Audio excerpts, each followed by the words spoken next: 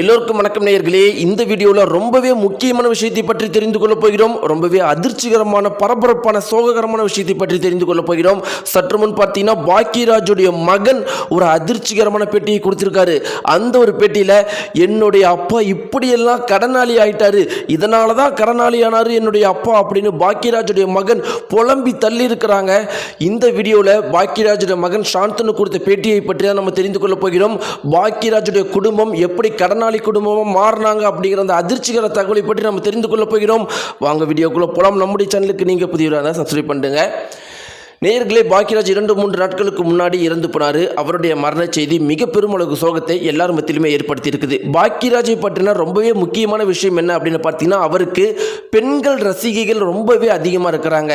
அது மாதவனுக்கு இருக்கிற போன்ற ரசிகர்கள்லாம் கிடையாது. ஒரு அழகுக்காகவும் ஹேண்ட்ஸமாக இருக்கிறார் அப்படிங்கிறதுக்காக பாக்கியராஜுக்கு பெண்கள் ரசிகர்கள் கிடையாது.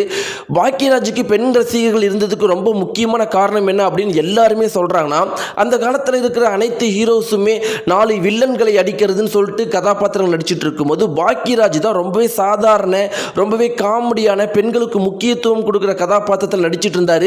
அதனால இவர் மேலே பல பெண்களுக்கு நிறைய மதிப்பு இருக்குது, மரியாதை இருக்குது. அதனால தான் இவருடைய மரண செய்தியை கேட்ட உடனே 80s 90s 2000 கிட்ஸில் இருக்கிற உமன்ஸ் வரைக்குமே எங்களுக்குலாம் ரொம்பவே அதிர்ச்சிகரமாக இருக்குது.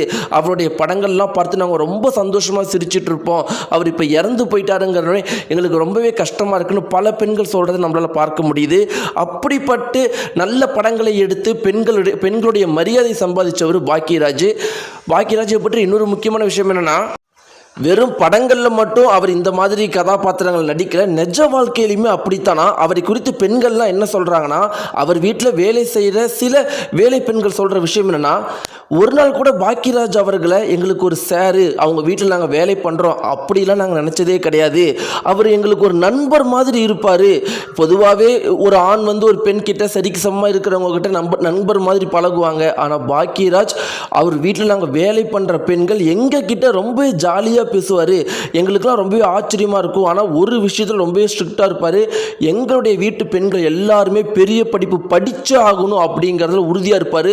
ஒவ்வொரு முறையும் அதை கேட்டுகிட்டே இருப்பார். பாப்பா எவ்வளோ படிக்கிறா, என்ன படிக்கிறா, பணம் ஏதாவது வேணும்னா சொல்லுங்கன்னு கேட்டுக்கிட்டே இருப்பாருன்னு பாக்கியராஜோட வீட்டில் வேலை செய்த பெண்களும் பாக்கியராஜ் மனைவி என்ன சொல்லியிருக்கிறாங்கன்னா, நான் ஒரு நாள் கூட அவர் ஆண் நான் பெண் அப்படிங்கிறது உணர்ந்ததே கிடையாது. நான் அவர் கூட இருக்கும்போது ரொம்பவே சந்தோஷமாக இத்தனை வருஷ காலம் இருந்தேன்.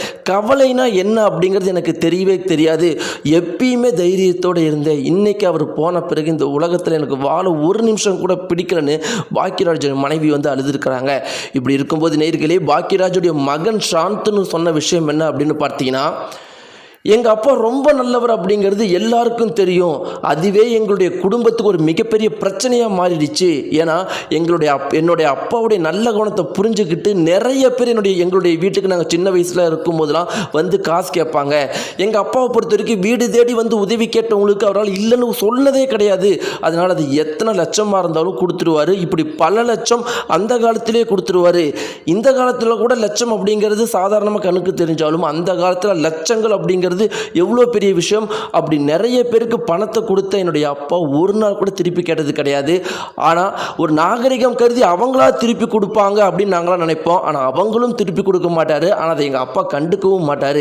ஆனால் இப்படியே எங்களுடைய குடும்பம் கடனாளி குடும்பமாக ஆணிச்சு.